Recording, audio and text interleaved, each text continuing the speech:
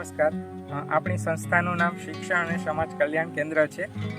ધોકડવા ખાતે BC એટલે કે બેટર કોટન નામનો પ્રોજેક્ટ ચાલે છે. 2015-16થી આ પ્રોજેક્ટ ચલાવવામાં આવે છે, જે અંતર્ગત ઉના, ગીરગઢડા અને ધોકડવાના ગામોની આસપાસ ખેડૂતોને કપાસના પાક વિશે માહિતી આપવામાં આવે છે. તો આજે આપણે સનકડા ગામે હાજર છીએ અને ત્યાં આપણે એક ખેડૂતને મળવા માટે આવેલા છે.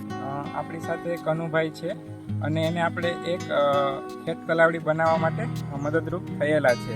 તો આજે આપણે એના અનુભવો લેવાના છે કે આ ખેત તલાવડી બનાવવાથી તેમને કશો ફાયદો છે કે નહીં. અનુભાઈ ગોહિલ, મારું ગામ સનકડા.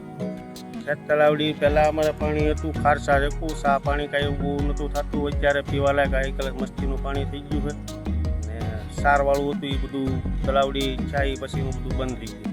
સરસ પાણી. પહેલાં કૂવામાં પાણી જે હતું એની TDSનું પ્રમાણ સૌથી વધુ જોવા મળતું. અંદાજે 1600-1700 જેવું TDS હતું.